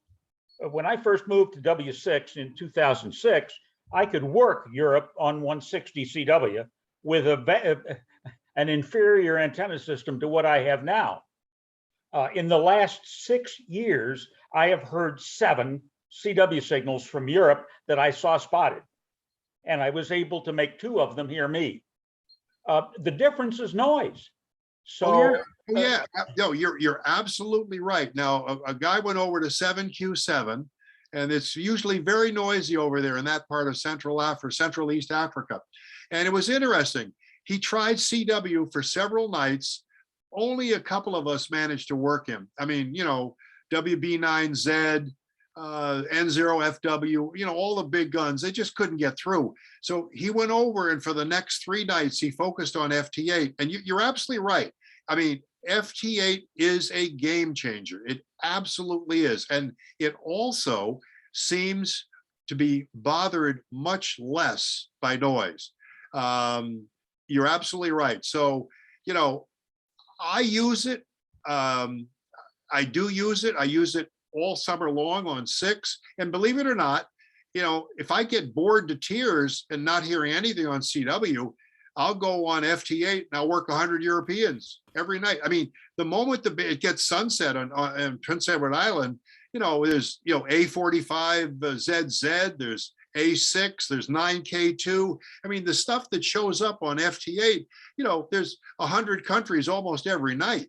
So yes, it is far more effective on noise, and it has certainly been a game changer for the hobby. Absolutely, and I do use it. If I can't work Robert at 9N on CW, I'll try first on CW. If I can't work him on CW, I'll be proud to put him in my log on FT8. There you go. So I agree with you. The other thing I would point out is that propagation peaks on both sides of the terminator. So for example, as I'm getting into sunset out here, I can work Europe on 40 search and pounce. And the same thing in the morning. So both sides of the terminator, that is still into daylight or just well into daylight and getting dark, and so forth. So both sides of the terminator are useful. During ARRL, during Stu Perry, all of us are on the air out here to work JA, and we can work JA for about a half an hour in daylight on 160. So that's something that way too many DXpedition people don't understand. Both sides of the terminator are enhanced. Well, you're absolutely right. And let me just comment on that. I didn't mean to misconstrue that in any way. The way the terminator works is very interesting. If you're on Swains Island, Crossy, K1LZ was out there a few years ago, and I was off somewhere, and I was able to come there the last night I knew he was going to be there. And if you're in the Pacific, you will hear the East Coast better at your at East Coast sunset, and we will hear the South Pacific better at our sunrise. We don't necessarily hear them as well at our sunset looking out into the Pacific. An exception to that would have been Bob Tanner's ZL2BT when he used to be there, and some of the really big signals from out in the Pacific. But yes, you're absolutely right. There's sunset enhancement and there's also sunrise. And so you need to take that into account. And the other thing, a lot of expeditions, you know, they don't seem to know when the East Coast goes into daylight. For example, my daylight is an hour different than it is in New York, my sunrise. And so a lot of expeditions, they don't go down to 160 from the Pacific until 11 Zulu. And I'm already into broad daylight when that happens, or 12 Zulu. You know, so they're thinking about working, you know, from Baltimore, Maryland, and points west. So an astute 160 guy who's on an expedition will be smart enough to know when to look. But you're absolutely right. Not everybody does know that. So it's really a lack of education and how to work the band. Okay. I've commented on most things other than the unusual prop, and I can tell you some really unusual stuff in a second. But I usually get asked about, you know, how do you do radials well? And I've already told you how to put those down. Why do phase verticals work fairly well on RX? Was because you have cancellation in the other directions. And the more that you can get your RDF factor, your rated diversity factor, up to discriminate into the direction that you really want to listen into, it's going to enhance your ability to hear signals better. Tom Rauch, W8JI, has a magnificent piece on his website that speaks all about RDF factor, and it's important. I actually have a receiving antenna with an RDF factor of 16, and it's a 6-element receiving array that's 4,000 feet from my house, fed with RG6 coax that's in conduit so the squirrels don't eat it. And that is my principal receiving antenna to Europe on 160. It's got about 40 dB of front to back. And if KC1XX is on the band, I can drive him down to about S4, and the European signals will be, you know, just completely overriding him. So he's not even a factor at my location off the back of the antenna, which basically allows me to hear Europeans that a lot of guys probably just couldn't hear. what role does QSB play on the band and on the polar pass? On 160, there's an amazing polar QSB that is extremely rapid. JA7 QVI will answer a CQ right over the pole at 0800, and it'd be 579. I'll send his call, I'll send a report, he answers me, and he's in the noise. And then 10 seconds later, he's back up to 569 again, and down again, and up again. There's some tapes on my website where you can actually hear my signal long path on 160 into Japan. And I'm finishing a QSO with JA8 ISU, and I'm literally in the noise. And 30 seconds later, I call a long CQ, and I must have been at least 589 in Japan. And this is a very frequent event. The QSB over the pole is so violent and so erratic that oftentimes if I'm running a string of JAs, there'll be somebody sitting on the other side, and I'll go over to somebody and send a report, and I'll hear in the background, da, da, da. And someone is telling the guy I just sent a report to go ahead and transmit. I hear this all the time. And it's because those guys don't hear very well. I can hear pretty well, but the problem is the QSB over the pole is absolutely horrific. And I see the same thing on Prince Edward Island if I aim my receiving array at New York City in the daytime on the broadcast band. As long as there's nothing local in Canada on all of the 50 kW transmitters coming out of New York City, I used to sit and listen to Don Imus on 660 WFAN in broad daylight in the summertime in August as I was building antennas inside the shack, and they'd be S8, but there'd be very long, slow QSB on the space wave path where they drop down to maybe S3 or S4 for 10 minutes, and then they rise right back up again to maybe, S8, S9. But I could listen to programming content on all of the 50 kW transmitters in broad daylight up on Prince Edward Island. And as the crow flies, that's a good 650 to 700 miles from New York City. Okay, some unusual propagation. I've probably worked more stuff on 160 than I could possibly remember, but some of the most spectacular contacts were on phone. And I was thinking about this the other day when N2KW asked me. I worked 9V1GO on the Southeast path on phone, Bob when he was there. I've worked DU7ET several times on sideband at my Sunrise on phone. I worked Crossy at Sugar Tango Zero Radio when he was there in Southern Sudan a number of years ago. I worked VP8 SSI when they were there at South Sandwich on phone. I've never worked a JA on phone because they couldn't go on phone until about a year, I guess March or so, when they got their extended band allocations. And I keep trying to get JA7 QVI to go up to sideband to try to work me. But he says the local QRM on phone in Japan on sideband is horrific. So, but one day I think it'll happen on a good day. On CW, some of the most exciting stuff was actually, I suppose, the first time I worked at JA on near 160 from New York. Some of the long pass stuff, 9M6BB, Bob, who's MD0CCE when he was over there, Yankee Bravo, VK6 long path on phone over the Southeast path, Steve Ireland, VK6 APZ I worked on phone. The most difficult stuff from the East Coast, of course, is over in Central Asia and some of the really difficult stuff down there, in the Indonesia area, Victor 85. That stuff is hard to work. 9M6, 9M8, very, very difficult. But I've worked all of those guys. It takes some time.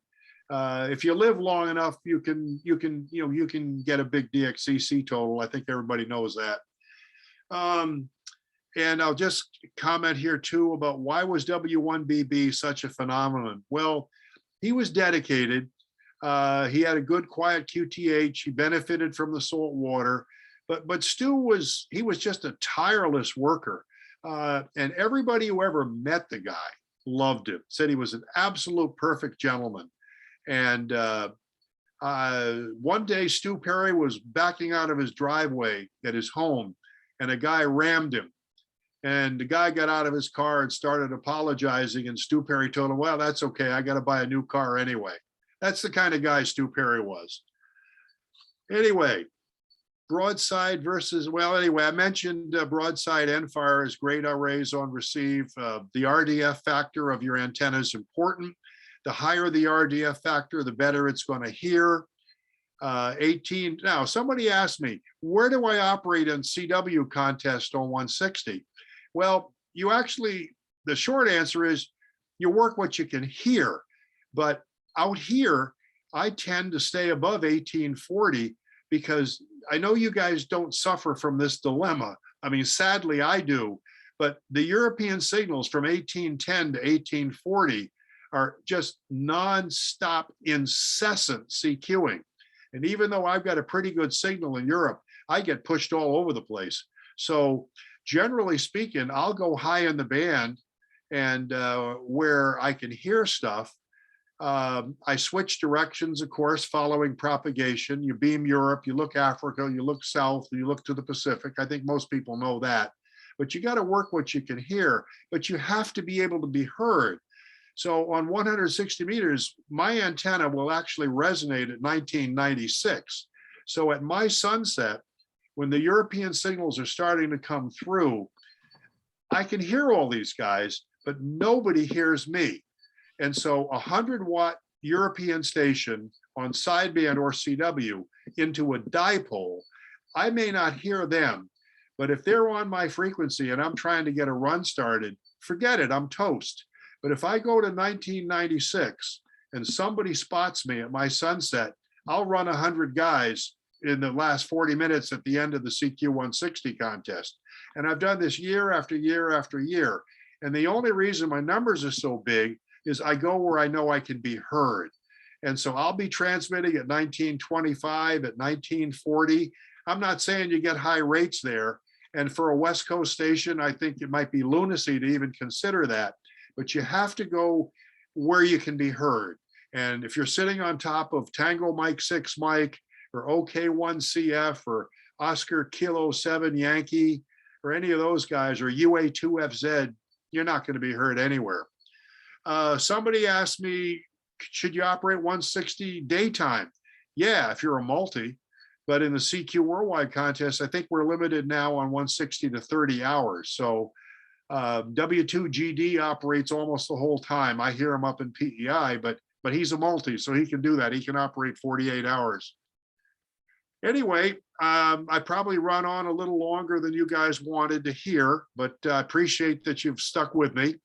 And Stu Perry used to say, happy trails on 160. It's not for the faint-hearted. It isn't, but it is enormously challenging. And I love it when somebody tells me, Jeff, you can't do that, because I have a saying that, no, they said it couldn't be done, but I did it anyway because I didn't know any better. So that's kind of like my motto. I just keep trying things. I keep experimenting. If something doesn't work, I discard it and I go on to the next thing. And the other thing I do is real simple. I've told you this a couple times. I ask the guys who are successful and who are more of a technician than I am. I was a commercial banker in New York City. I had to study to get my extra class license. I hadn't taken a license test since 1973 when I took the Canadian Advanced Amateur, and I had to study my butt off to pass that. But I did, and the good news about Canada is licenses are free and they're not renewable. They're extended for life. So hopefully I'll never have to take another test again as long as I keep renewing my extra down here in the US. Well, that pretty much is a wrap for me, unless I'd be happy to answer any other questions you guys have. After we get done here, my wife will probably get an hour's sleep, and then we're driving back to Canada tonight. Good question. Yes, sir. Go ahead. Yeah, you mentioned the merits of vertical polarization. Steve Stern's K60YK had an article in QST last winter about the impact of being in a forest and how when you're surrounded by vertically polarized lossy dielectric tree trunks in a forest, what are your thoughts on that, on the merits of vertical versus horizontal? Okay. it's interesting. I have a good friend. You just show your charts, otherwise I. That's all. Charts are done, sweetie. Okay. Thanks. Just so it's easy. I have a good friend, Jim. He operates RHR Maine all the time. K1 Papa X-ray. He has an inverted L in a forest, and he says it doesn't work in the winter. Now, I have a vertical for 80 in the rear of my property here. It runs up the side of a pitch pine tree. It's in a forest and it works fine. It's good as a transmit antenna. It's good as a receiving antenna. My broadside end fire array sits in a forest on Prince Edward Island. My receiving system that's 4,000 feet away, I cleared the land, but there's been secondary growth since 2003. So a lot of my stuff that's vertical is in a forest. So yes, there is some data that suggests that that can be an issue. K1PX swears that there is, but I have not found it to be an impediment, certainly not up on PEI, nor here on Cape Cod. My vertical transmit antenna is literally sitting about 190 feet behind where I'm speaking to you now, in a forest, and I can't tell any difference summer or winter. Of course, here the pitch pine trees, you know, they don't lose their needles all year long. Only the oaks lose the leaves. Go ahead. How tall are the trees? 70 feet. I can comment on that. I'm in a redwood forest, and redwood forests are very dense, like pine forests. My trees are in the 250-foot range. Verticals do not work well for me at all, and I can use them on 160 only because at 125 feet, a horizontal dipole is still a very low antenna. So the only place I've succeeded with verticals is on 160, and it does not play as well. I have transmit antennas surrounded by trees, and I have a T vertical that is kind of away from trees. It transmits better, that is, gets better signal reports looking at RBN than the one that is surrounded by trees, and they're both full-size quarter waves. Well, okay, now, just a comment. I'm sure you guys know who Steve Ireland VK6VZ is. It's interesting. Where you are in the world also is a factor on 160, as crazy as it sounds. Steve and Mike Baisley, VK6HD, before he died of cancer in 2013. Mike was a good friend of mine. We used to chat a lot. And they used to tell me that from out in VK6, vertical transmit arrays just didn't work. Shunt fed towers, all the things that, you know, you've heard me talk about, and lots of you guys have probably tried. So they say they have to use high horizontal antennas. So now that's input coming to me from two guys that I know well, and I trust their opinions and I value their expertise. On the other hand, I'm sure you guys have worked ZS6 Charlie Yankee. Now, Bill used to be VK6 Alpha Charlie Yankee, and he used to live about 10 miles outside of Perth when he lived out there in Western Australia. And Bill used a 4-square array from VK6, and I would start hearing him 2 hours before his sunrise on 80 meters on 3799, day after day after day, all winter long. And as he went through daylight, he would crest at 25 to 30 over 9, and he would be working all the way out to W5 on the long path from VK6 using a 4-square. So here you have a guy with a gain array on 160 who's telling me the exact opposite of VK6VZ. So basically, if you're stuck in a forest and your stuff just doesn't work, well, there's probably somebody trying to tell you something there. Try something else. So again, I've had more failures than I've had successes. And, you know, I just keep trying stuff until I think it works. So if you're sure that those 200-foot redwoods are killing you, well, then verticals are probably not what you should be using. And I bow to your expertise. Well, the interesting number is that when I did an RBN test, comparing the T that was out more or less in the open to the wire from the tower, the difference was 7 dB. And that's what Steve Stern's model, which was not using NEC, a far more sophisticated modeling piece of software. That's the number he got also. Yeah, well, Jim, I've heard you on 160 a lot, and I work here most times. You hear my QRP. Yeah, a lot of what I do in contests is QRP, and Yeah, you and NO3M are the guys that hear me no matter what. You Well, can be Eric, beaming you'll hear me. NO3M was the easternmost station. I work short path from 9 Mike 0 Whiskey and Victor 84. So yeah, Eric can hear anything. He's got a 5-element multi-vertical array out there in Western Pennsylvania. I bow to that guy. If he was in the East Coast, real East Coast, he'd be dangerous. Anyway, yeah, I know your stuff, Jim. I've read some of your writings and your articles, and a lot of good information there. Well, anybody else got something they'd like to ask? Well, I guess that's my cue to exit. Jeff, one comment real quick. I would ask you to take a fresh look at your webpage. You've got some links that the ones going into Google Drive that are not functional at this point. You might want to check them. Yeah, no, I know the pictures disappeared, and I have put some of them. I had to add some out. What happened was, yeah, there was a Picasso web sort of service, and I had hundreds and hundreds of pictures out there. And then one day they sort of deleted that service, and I've never been able to get all of them back. But I think the articles are still there. I think the one to look at specifically is the top band DXing from NA East Coast into Japan. It's not available at the moment. I'll be damned. I thought I looked at that recently. Well, my daughter, what we did was we also shifted that over to a different hosting service. And my daughter is actually the webmaster, and she's going to be up here for Christmas. We'll try and take some time to look at that. Thanks for letting me know. Because she's doing a pretty good job for you. Yeah, she works for a company called Book Baby. And when my book, basically when ARRL decided not to renew it about 4 years ago, I was asked mainly by Europeans. They wanted to know how they could get a copy of the book. So to make a long story short, we scanned it with a company.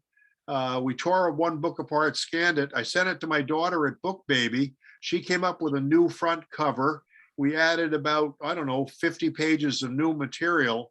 And it's now basically self-published on Book Baby. And then the RSGB came in, they wanted a copy of the manuscript, and it's now actually published. To be honest with you, I sell more of those in Europe these days.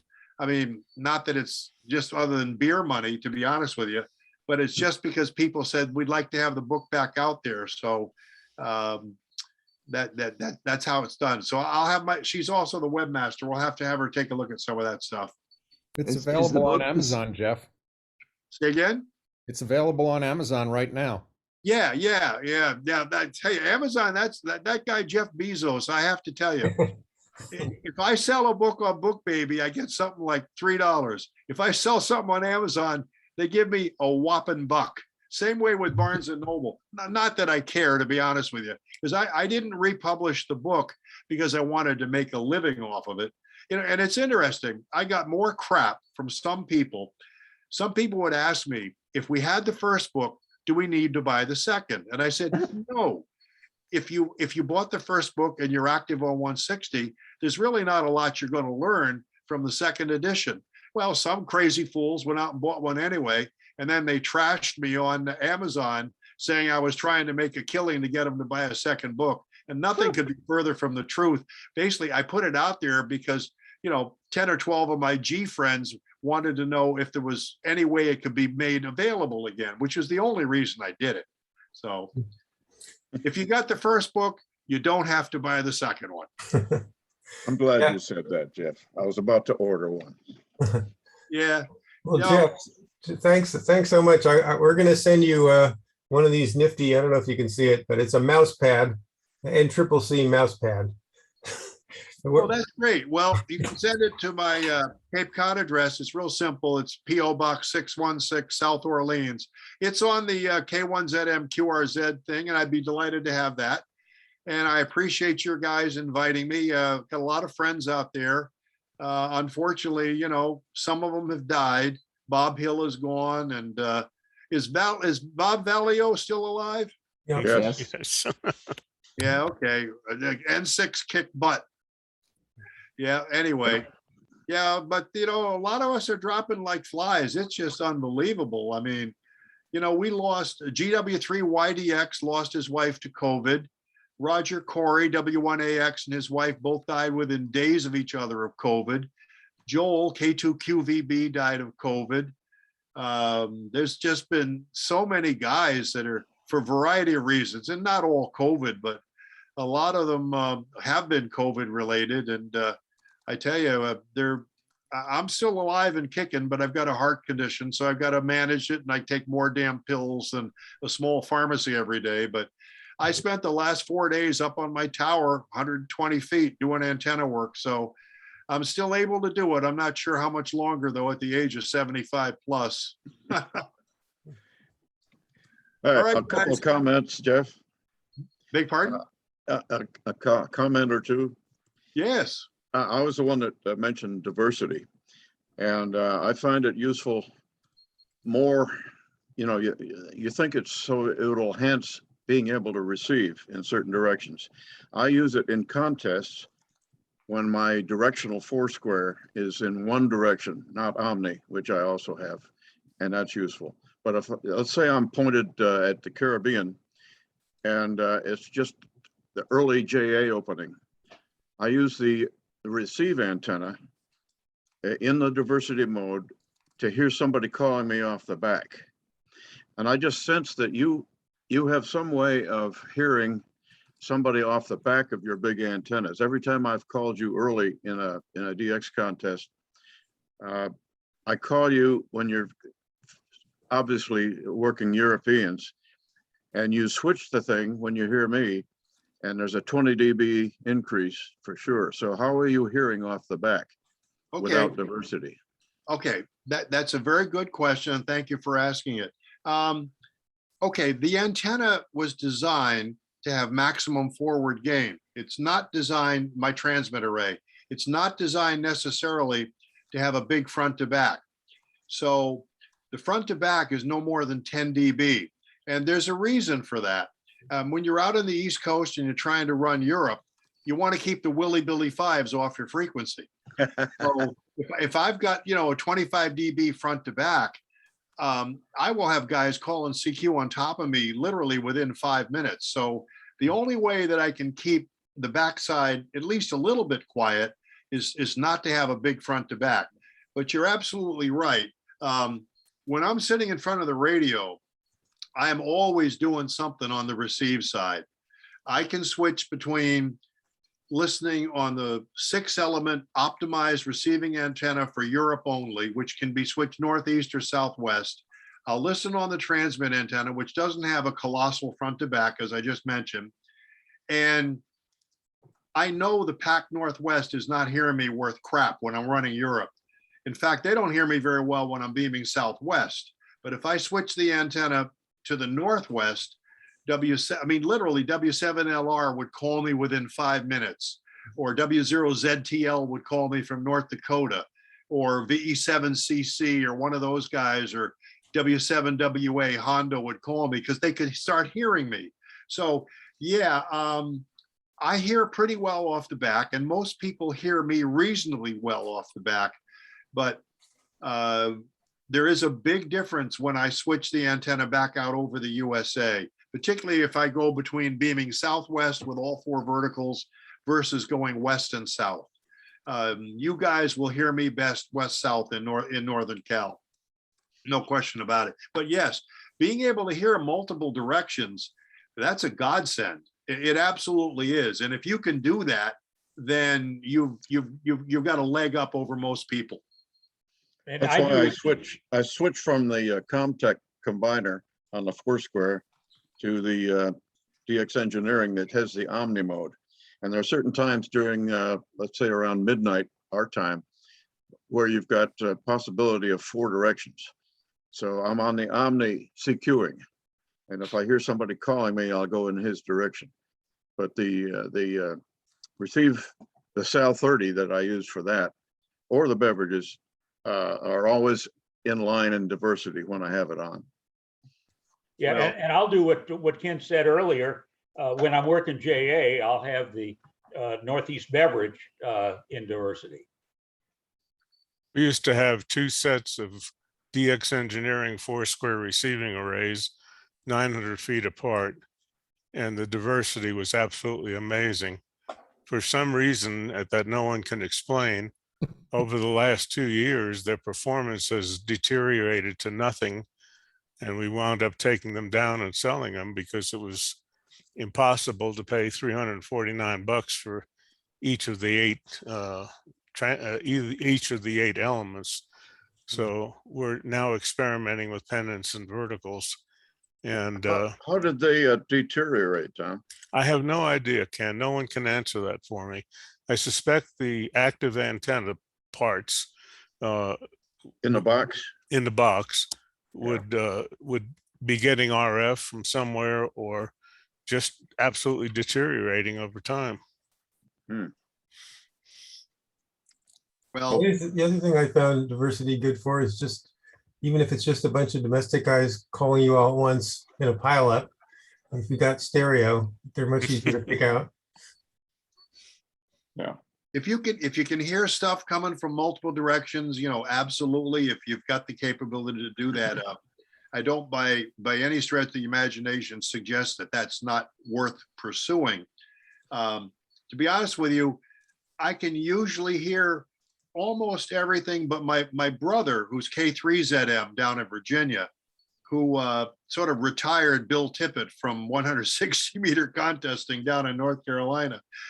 Peter put up a big Foursquare from a 200-foot tower right at the edge of Chesapeake Bay. And he's got 2 Foursquares that he cascades together when he looks at Europe. And it's amazing. He always works stuff in East Africa that I miss on a 160 contest. He'll work, a 5x5. He'll work, 5H3 or some of this stuff. He'll work a ZS. And for some reason, when I'm beaming Europe, I miss those guys with great regularity. So I'm sure you've heard Peter's signal. He's my younger brother. He's 11 years younger. My other brother's a ham too, K2 Delta Mike. I'm sure you know my son, Patrick, KK6ZM. And of course, Miriam has now become a ham. So the only person we couldn't interest in becoming a ham radio operator was my sister, but that's okay. I heard Patrick this past weekend. Yeah, he just started a new job. You're probably going to hear him a little bit less. He lives in Long Beach, Washington, but he just got rehired again to work for Wells Fargo. And he's going to be doing wealth management. He's going to run a team there out of Portland. And he's going to live across the river in Vancouver, Washington, because there's no state income tax in Washington. And there's no sales tax in Oregon, which is nice. So he wants to keep his Washington residency for tax purposes. And he'll probably have to drive back. It's about 2 hours to get back to Long Beach, Washington. So he'll probably have to go back home if he wants to get on the radio on the weekend. So you won't be hearing him quite as much as before. Well, he needs a remote setup to his beach property. Yeah. There you go. Yeah, there you go. My brother, K3ZM, lives in Charlottesville, but he'll often remote the property on Chesapeake Bay. He's actually managed to do that with a K3 and an ACOM 2000. It works pretty well. He's more technically competent than I am. Well, I'm technically incompetent, but we host 3 remotes here. And I've taken copious notes, and I want to thank you for them, old friend. And the problem here is, as I look through them, you have to be sitting in front of all of the switch boxes, and that doesn't work remotely. Yeah. Yeah, no, that's Jeff, I was wondering, is W4 Zulu Victor still active? yes. Now, Bill had a health issue a year or so ago, but I think he's okay. I know he got all excited when he saw the announcement about Crozet, and he started appearing on the different reflectors and email lists. So he lost interest when FT8 came alive. He really took exception to FT8 more so than I did, and you know. But yes, he's Bill is 1 year older than I am, so he'd be 76. But I don't hear him on the radio. Although a new one on 160 that'll bring him up back to the fold, I'm sure. For sure, I know you two have gone tooth and nail together on running total scores. Just wanted to personally thank you again. Great listening to you. Great seeing you. Stay well, good friend. Okay, well, Bill's a great friend of mine. I mean, he and I used to call each other on the phone every time a new country came up. So I actually have a higher total than he does at the moment. But for many, many years, he was pretty much the top dog. Of course, Wally Eccles, W8LRL. If you look at the numbers, it shows Wally at 344 and me at 340. But when you factor in the deletes, he's only one ahead of me. So if I can manage to work Nepal, which he has, he and I will both be dead even again, even though the DXCC honor roll will not show that. Well, one question though, didn't Bill combine his scores in Colorado with his scores in the Carolinas, or did he work them all? Yes, he absolutely did. He absolutely did. Years ago, you used to be no more than 175 miles, as I recall, that you could transport a DXCC.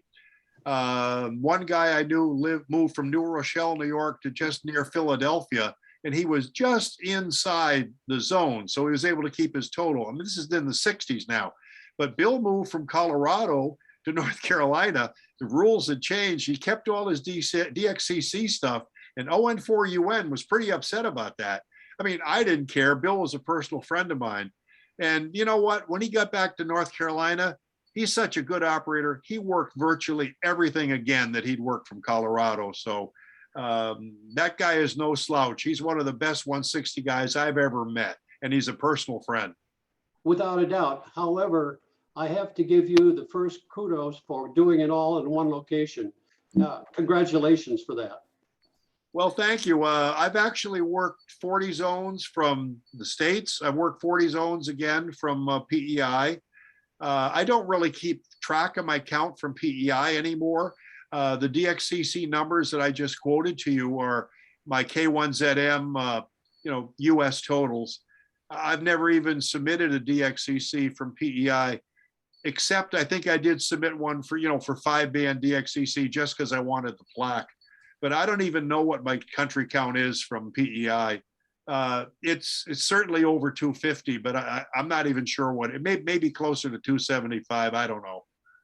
In closing, I would say I join you with as far as FT8. To me, it's purely mechanical, doesn't require a lot of skill, and you just push buttons. And that's not radio anymore for me. Thanks again, Jeff. Okay, guys, listen, thank you for having me. And we've gone on long here, but I noticed most of you stuck around. So please remember to find VY2 in the sweepstakes. And also, I'll be on in all the 160 contests looking for you guys. Hey, Jeff, I really appreciate the first part of your presentation, the history leading up to 160. I didn't get serious on 160 till about 30 years ago. So that filled me in. Jeff's book is full of history. It's great to read. Tell you one last quick point. When I was stationed with the Naval Security Group in Bremerhaven, Germany, I used to sit in front of a pair of R390s, and one of our 3-wire rhombics was pointed at 270 degrees. It was resonant at 1750. And you never were supposed to be on this antenna, but I gave a carton of cigarettes to a Marine who was working the patch panel. And I told him, an hour before sunrise, would you plug me into J104, which was the 270-degree rhombic aimed at Washington, D.C. And I sat there, this was in January of 1972, the last year I was over there. And on 1801, KV4FZ was 20 to 30 over 9. W1BB was on 1803 with almost the exact signal. And I heard all the way out to W5 and W7 that night as we went into daylight. Of course, I couldn't transmit from that system, but I sat there in front of the R39 and was just drooling to what you could actually hear with a proper receiving antenna. And of course, we lost Herb last year. He had a heart attack. He died at 84. So that's another one of my best friends that is no longer with us. Anyway, guys, thank you very much for your time, and we've certainly enjoyed it. We'll look for you this season. Thanks, Okay, Jeff. Be on top, Thank man. you. Look for you in sweepstakes too, next weekend.